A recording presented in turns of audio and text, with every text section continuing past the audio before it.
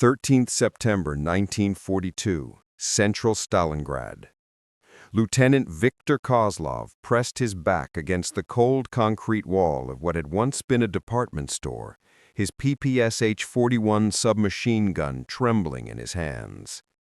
The building shook with each German artillery shell that screamed overhead, showering him with dust and fragments of masonry. Through a jagged hole in the wall he could see them coming, a full company of German infantry advancing behind two Panzer IV tanks, their gray uniforms moving like ghosts through the smoke and ash that choked the ruined street. Behind Kozlov, 19 Soviet soldiers waited in the darkness, most of them barely old enough to shave, conscripts who had crossed the Volga River just hours ago with rifles still warm from the factory floor. They had no anti-tank weapons, no artillery support, no reinforcements coming. Just orders: hold this building until morning, or die trying. Kozlov glanced at the young private beside him, a boy from Siberia, whose name he hadn't learned and probably never would. The boy's eyes were wide with terror, his knuckles white as he gripped his Mosin Nagant rifle. "How many bullets do you have?" Kozlov asked quietly. "5," he whispered. Kozlov nodded. 5 bullets, against 2 tanks and 100 German soldiers. The mathematics of death were simple in Stalingrad. He closed his eyes for a moment, thought of his wife in Moscow, then opened them and raised his weapon. The tanks were 50 meters away now, 40, 30. "For the motherland," he whispered, and squeezed the trigger. Before we begin, don't forget to subscribe for more untold stories from the Second World War. Where are you watching from? And what would you have done in Lieutenant Kozlov's position, facing impossible odds in the ruins of a dying city? The battle that would shatter Nazi Germany's eastern ambitions began not with gunfire, but with fire from the sky. On 23 August 1942, over 600 Luftwaffe aircraft descended on Stalingrad in the most concentrated aerial bombardment of the Eastern Front.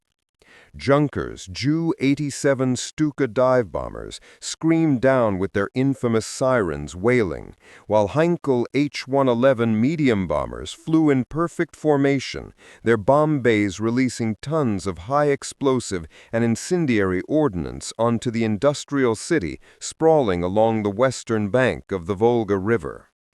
Within hours, Stalingrad was transformed into an inferno.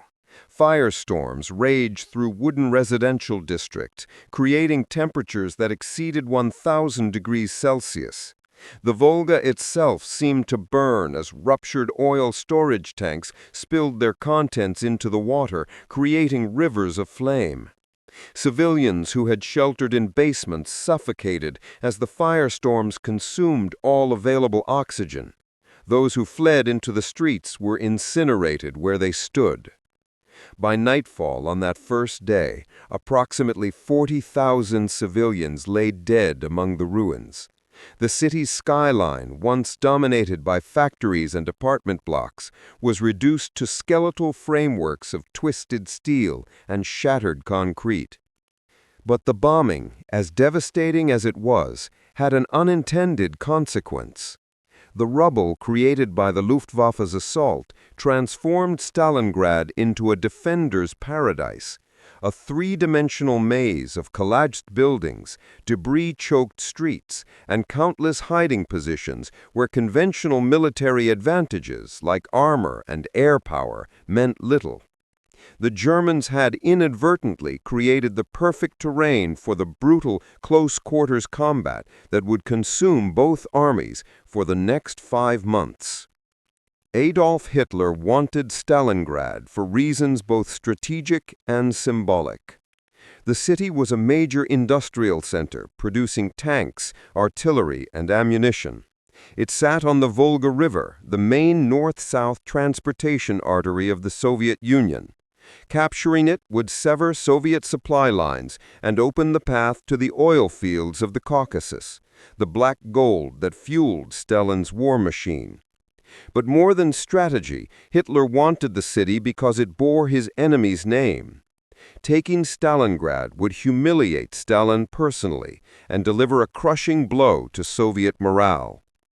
To accomplish this mission, Hitler assigned General Friedrich Paulus and the Sixth Army, over 270,000 battle-hardened veterans who had helped conquer Poland and France, soldiers who had driven deep into Soviet territory with the confidence of an unstoppable force. They were supported by the 4th Panzer Army, hundreds of tanks, thousands of artillery pieces, and the full might of Luftwaffe 4. By any conventional measure, the Germans should have taken Stalingrad in weeks. They would still be fighting there when winter came, and winter would destroy them. General Vasily Chuikov, who assumed command of the Soviet 62nd Army defending Stalingrad on September 12, 1942, was a tough, pragmatic veteran who understood immediately that he couldn't win a conventional battle against the Wehrmacht. The Germans were too skilled, too experienced, too well-equipped. In open terrain, they would annihilate his forces. But in the ruins of Stalingrad, where buildings collapsed into rubble fields and streets became impassable mazes, conventional advantages disappeared. Chuikov issued a directive that would define the entire battle: hug the Germans. Soviet soldiers were ordered to stay within grenade-throwing distance of enemy positions at all times, so close that German artillery couldn't fire without hitting their own men, so close that Luftwaffe bombers couldn't distinguish friend from foe. Every building would become a fortress, every room would be defended, every staircase would become a killing ground. The result was a form of warfare unlike anything the Wehrmacht had experienced. Battles that should have lasted hours stretched into days. Fights for single buildings consumed weeks. The combat was savage, personal, and utterly merciless. The grain elevator battle exemplified this new reality. On 17 September, a small Soviet garrison, fewer than 50 men from the 35th Guards Rifle Division, occupied this massive concrete structure near the Volga River. German forces attacked with infantry, tanks, artillery, and flamethrowers. The defenders had no anti-tank weapons, limited ammunition, and no hope of reinforcement. For 5 days they held. German infantry assaulted the building repeatedly, throwing grenades through windows, using flamethrowers to burn defenders from rooms, blasting holes through walls with explosive charges. Soviet soldiers fought back with rifles, grenades, and desperation. When German forces finally broke through on 22 September, they found the garrison had been wiped out to the last man. Bodies were piled in stairwells. The floors were ankle-deep in spent shell casings. Blood covered every surface. The Germans had lost over 100 men to capture one building. It was a preview of what would come. A grinding, attritional nightmare where victory was measured in meters and paid for in lives. The Red October Factory, the Barricadi Gun Factory, and the Dzerzhinsky Tractor Factory, which had been converted to produce T-34 tanks, became legendary killing grounds. These massive industrial complexes, with their workshops, assembly halls, and labyrinthine tunnels, were contested meter by meter. Soviet workers fought alongside soldiers, sometimes rolling freshly assembled tanks directly from production lines into combat. Foundry workers used molten metal as a weapon, pouring it onto German attackers. Every floor, every room, every corridor became a battlefield. Pavlov's house stands as perhaps the most famous example of Stalingrad's impossible resistance. On 27 September, Sergeant Yakov Pavlov led a reconnaissance platoon across an exposed square and captured a 4-story apartment building overlooking a critical intersection.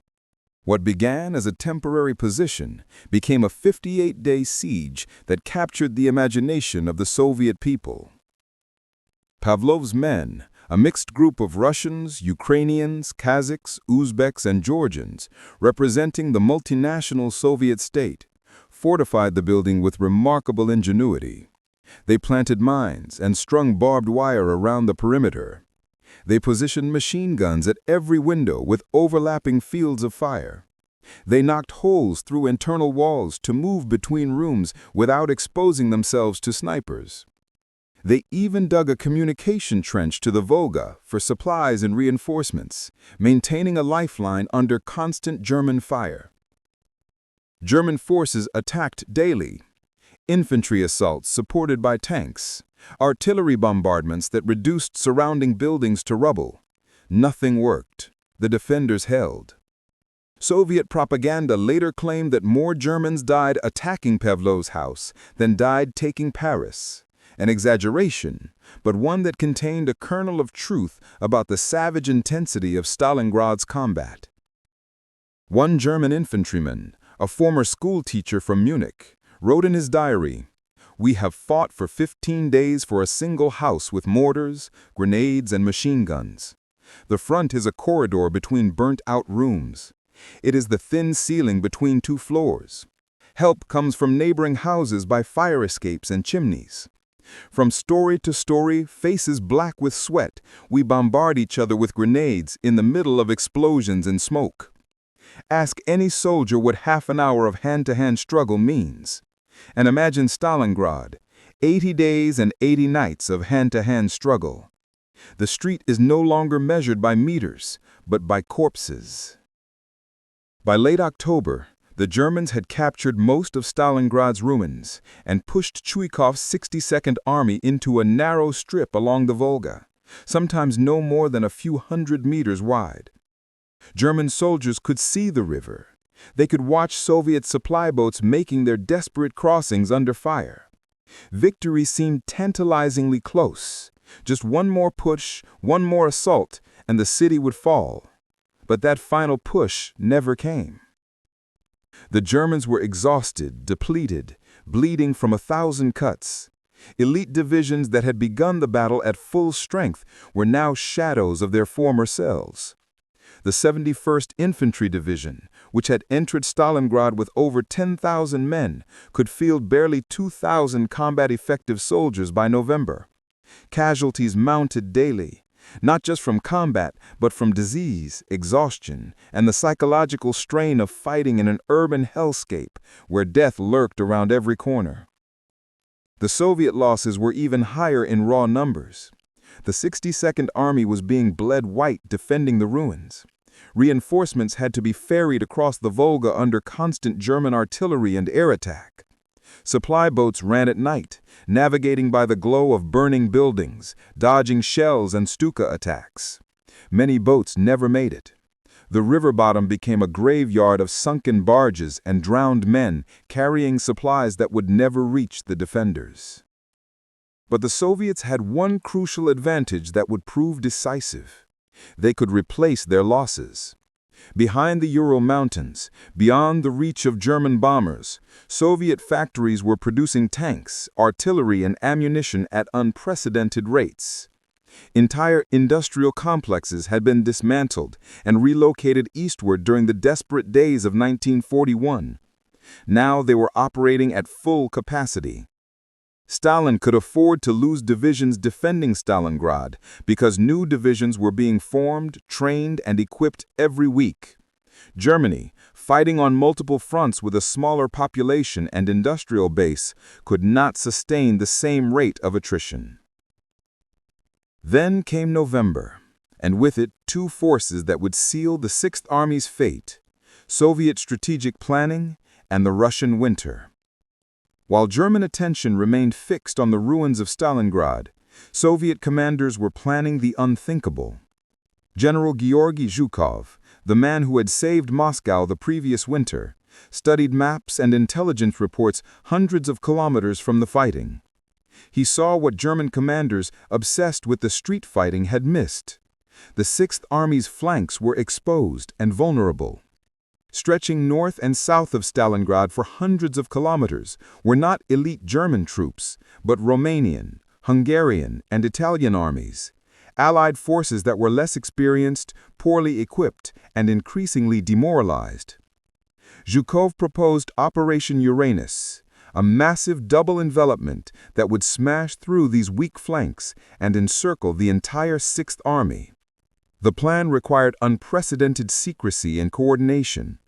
Over 1 million Soviet soldiers, 13,500 artillery pieces, 900 tanks, and 1,400 aircraft had to be assembled and positioned without German intelligence detecting the buildup.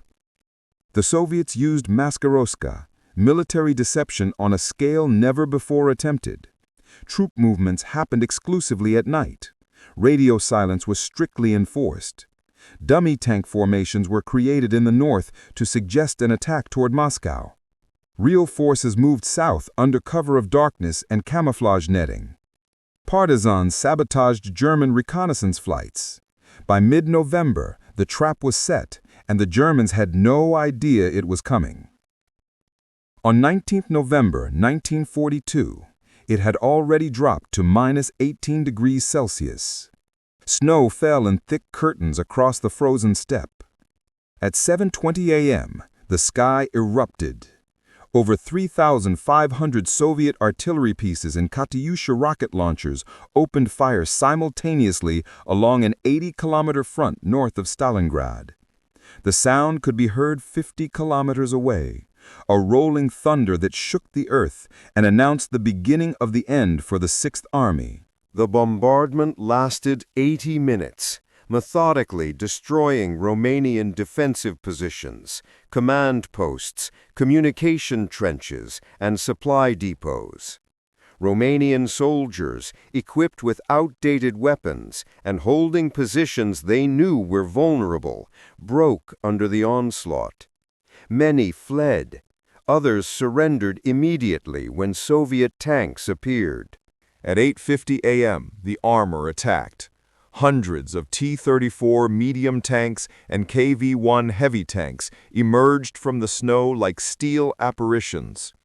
The T-34, with its sloped armor, wide tracks for winter mobility, and powerful 76mm gun, was superior to most German tanks and virtually invincible against Romanian anti-tank weapons. The Romanian Third Army collapsed within hours. Soviet mobile units raced southwest at speeds approaching 40 kilometers per hour, bypassing German strongpoints, cutting communication lines, overrunning rear-area supply depots. The next day, 20th November, the nightmare repeated in the south. Another massive artillery barrage shattered Romanian positions south of Stalingrad. More Soviet tanks broke through. German reserves rushed to plug the gaps, but they were too few, too late, and running on empty fuel tanks. Panzer divisions that should have been able to maneuver at speed found themselves crawling on fumes because fuel had been prioritized for units fighting inside Stalingrad. On 23 November, at the town of Kalach on the Don River, 40 kilometers west of Stalingrad, the two Soviet pincers met. Tank crews embraced. Commanders radioed Moscow with news of the link-up. The trap had snapped shut. The entire German Sixth Army, over 290,000 men, was encircled in a pocket roughly 50 kilometers wide and 30 kilometers deep. With them were remnants of Romanian divisions, Croatian auxiliaries, Luftwaffe ground personnel, and miscellaneous support units. All were cut off from supplies, from reinforcements, from any hope of immediate relief. Inside the pocket, the initial reaction was confusion rather than panic. German soldiers had been encircled before, at Demyansk earlier in 1942, and had been successfully supplied by air until ground forces broke the siege. Surely the same would happen here. Reichsmarshal Hermann Göring, commander of the Luftwaffe and one of Hitler's most powerful subordinates, personally assured the Führer that his air force could supply the trapped army. Paulus's quartermaster calculated they needed 500 tons of supplies daily: food, ammunition, fuel, medical supplies, and winter clothing. Göring promised it could be done. He cited the Demyansk operation as proof. The Luftwaffe had the aircraft, the capability, the experience. 500 tons daily was achievable. It was a lie that would kill hundreds of thousands of men. The Luftwaffe never came close to delivering 500 tons daily. The distances were too great, over 200 kilometers from the nearest German-held airfields. Weather was too unpredictable, with frequent blizzards and fog that grounded aircraft for days at a time. Soviet fighters, Yak-1s, Log-3s, and American-supplied P-39 Airacobras patrolled the air corridors relentlessly, hunting the slow, defenseless Junkers Ju-52 transport aircraft. Anti-aircraft batteries ringed the pocket with hundreds of guns. The airfields inside the pocket were under constant Soviet artillery bombardment, their runways cratered and hazardous. On the best days, the airlift delivered 100 tons. On average days, perhaps 50 tons. On many days, nothing arrived at all. Over the next 10 weeks, the Luftwaffe would lose over 500 transport aircraft trying to supply the Sixth Army. Planes shot down by fighters, destroyed by anti-aircraft fire, crashed in blizzards, or lost to mechanical failures in the extreme cold. Inside the pocket, soldiers' rations were cut immediately. The standard German military ration provided about 3,000 calories daily for combat soldiers. Within days of encirclement, that was reduced to 300 grams of bread, a portion smaller than a man's fist. Then 200 grams. By December, 100 grams, a slice the size of a playing card. Meat disappeared entirely. Vegetables became a distant memory. Coffee was replaced by roasted acorns mixed with melted snow. The Sixth Army had over 30,000 horses when the encirclement began, draft animals used to pull artillery and supply wagons. They were systematically slaughtered for food. Soldiers ate horsemeat boiled into thin stew, then horsemeat without cooking when fuel ran out. When the horses were gone, they ate anything organic they could find. Leather belts were boiled to extract whatever nutrition might exist. Soldiers chewed frozen grass. They scraped frost from walls to drink because water supplies had frozen solid and there was no fuel to melt snow. Starvation ravaged the army with terrifying speed. A human body designed to operate on 3,000 calories during combat conditions, but receiving perhaps 700 calories, begins to consume itself. Muscle mass disappears first as the body breaks down protein for energy. Fat reserves, already depleted by months of combat, vanish entirely. Then the body begins cannibalizing internal organs, the liver, kidneys, even the heart muscle, in a desperate attempt to survive. Men became skeletal. Their eyes sank deep into their skulls. Their skin turned gray and papery. They moved slowly, mechanically, conserving every precious calorie because walking 100 meters expended energy they couldn't replace. German soldiers who had marched into Russia as strong, healthy young men were transformed into walking corpses. But the cold was infinitely worse than the hunger. December brought temperatures that even Russian veterans said they'd never experienced. Minus 30 degrees Celsius became the daily norm, minus 35, minus 40 on the worst days and nights. At these temperatures, the natural world becomes actively hostile to human life. Exposed skin freezes solid in minutes, the tissue crystallizing as water in cells turns to ice. Breath freezes in the lungs, creating a painful crackling sensation with every inhalation. Metal becomes so cold that touching it with bare skin tears the flesh away like adhesive tape. Weapon lubricants thickened to sludge, causing guns to jam. Vehicle engines refused to start no matter how long mechanics work on them. German soldiers were still wearing the same standard-issue wool uniforms they'd worn in August, tunics and trousers designed for Central European weather, not Siberian winter.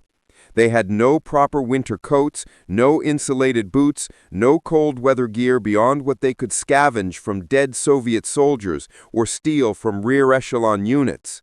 The Wehrmacht had sent its men to fight what's supposed to be a summer campaign.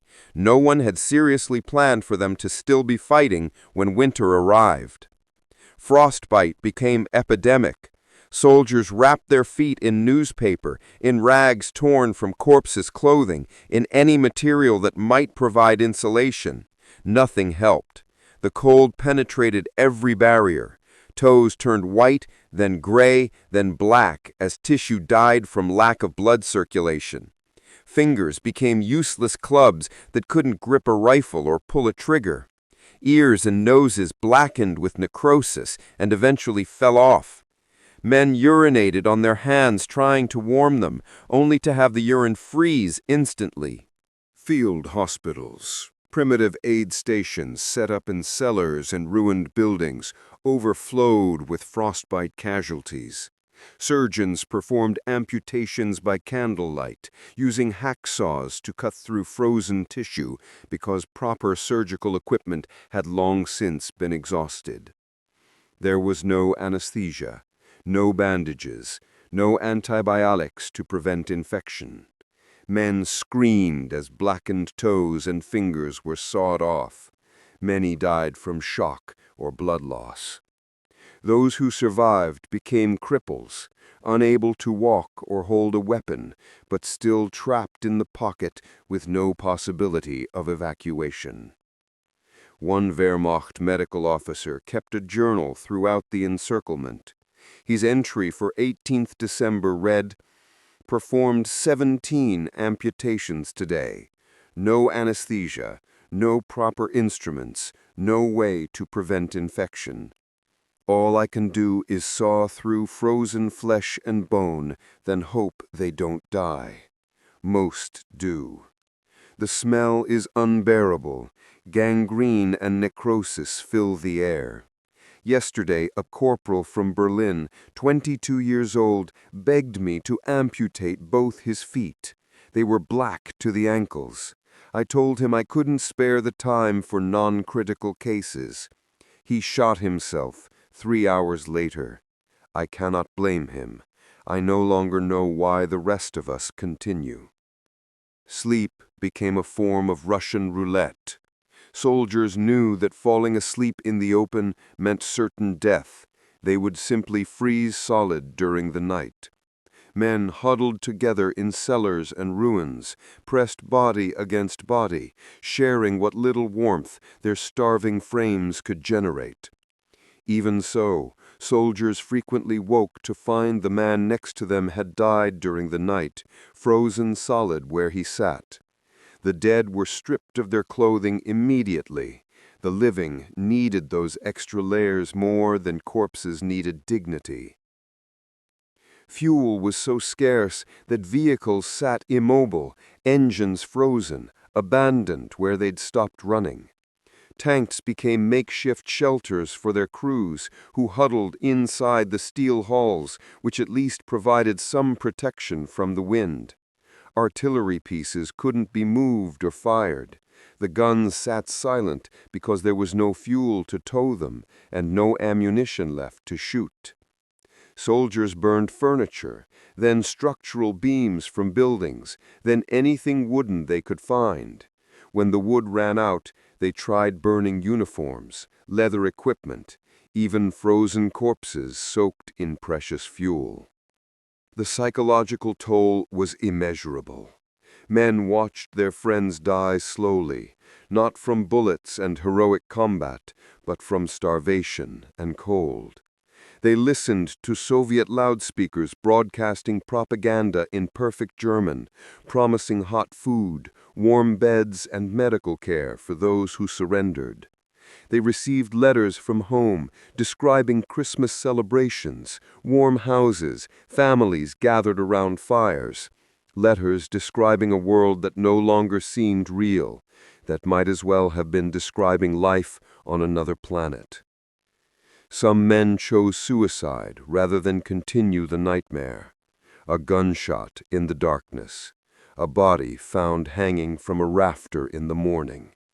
Others simply gave up without the formality of killing themselves. They stopped eating the meager rations they received, stopped moving, and sat in corners waiting for death to claim them.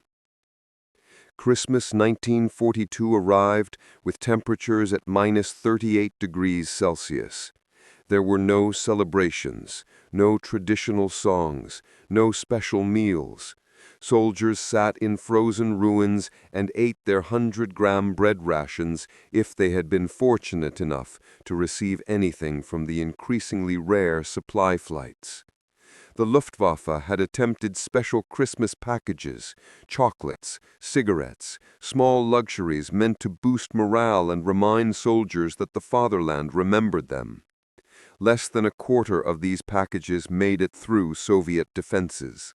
The rest were shot down or dropped outside the pocket where Soviet soldiers collected German Christmas gifts and laughed at the luxury items, cigarettes, cognac, chocolate, intended for men who were literally starving to death.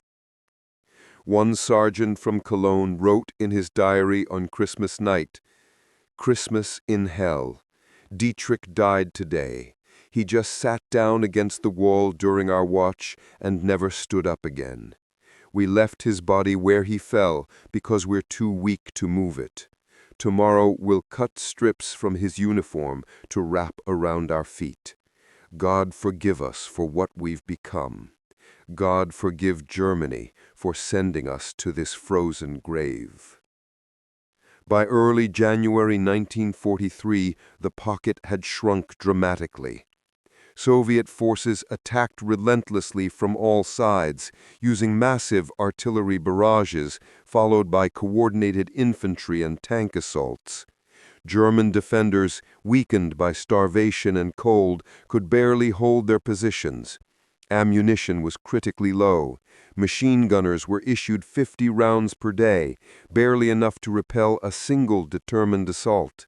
Soldiers were ordered to conserve every bullet, to let enemy forces approach to point-blank range before opening fire.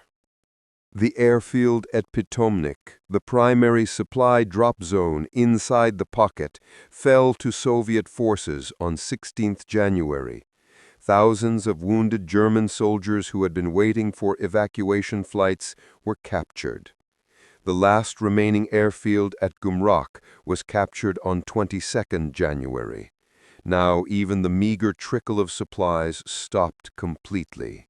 The Sixth Army was sealed inside its tomb, completely cut off from the outside world, dying by degrees in the frozen ruins.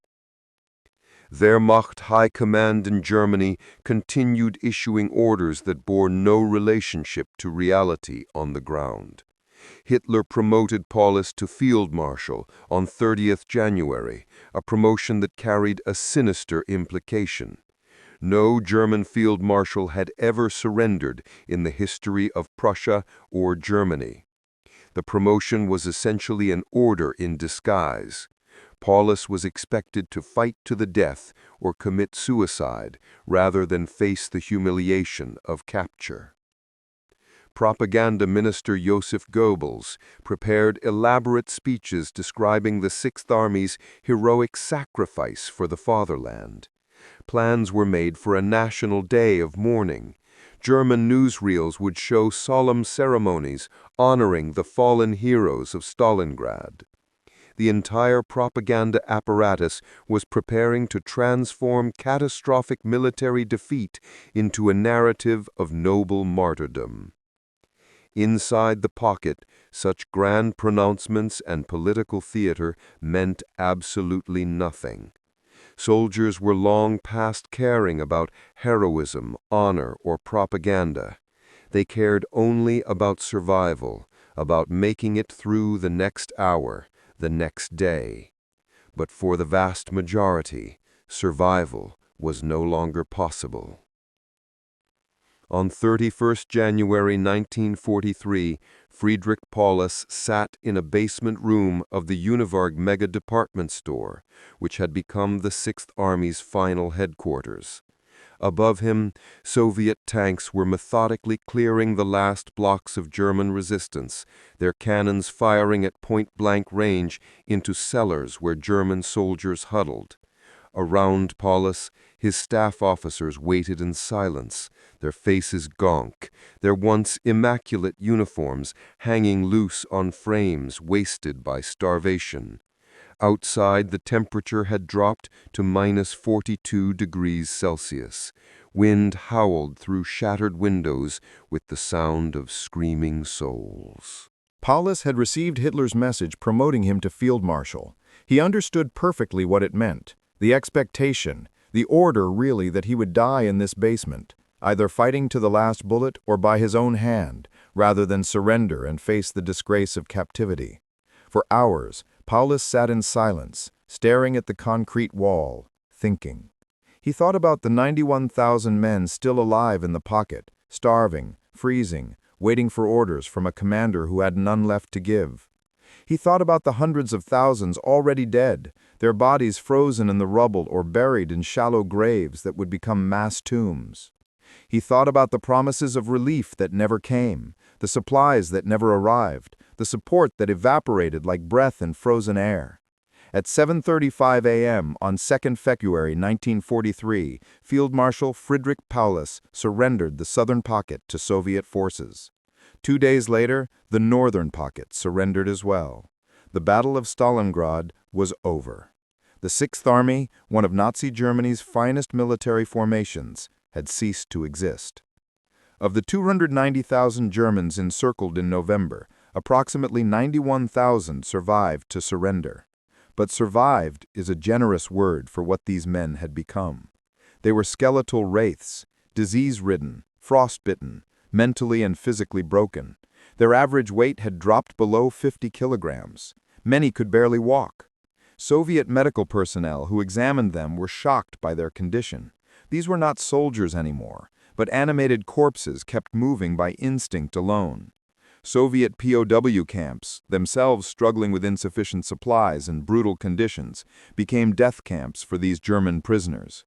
Over the following months and years, thousands more died from typhus, dysentery, tuberculosis, malnutrition, and complications from untreated frostbite injuries. Of the 91,000 who surrendered at Stalingrad, only about 6,000 would ever see Germany again. The vast majority didn't survive past 1943.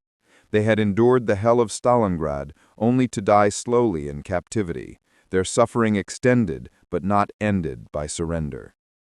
The Soviet Union paid its own catastrophic price for victory. Current estimates suggest approximately 478,000 Soviet soldiers died during the battle, with over 1 million wounded. Civilian casualties in Stalingrad approached 50,000. The city itself was utterly obliterated. Not a single building remained structurally intact. The factories Stalin had fought so desperately to hold were reduced to twisted metal and rubble. The streets were mass graves that wouldn't be fully cleared for years. But the strategic and psychological impact of Stalingrad was seismic, world-changing. Germany had lost an entire army, not defeated and withdrawn, but completely annihilated. 22 divisions simply ceased to exist. Hundreds of thousands of men who had marched confidently across Europe were dead or would die in captivity. The material losses were staggering. 900 aircraft, 1,500 tanks, 6,000 artillery pieces, 60,000 vehicles, all gone, lost, destroyed. More importantly, Stalingrad shattered the myth of German invincibility.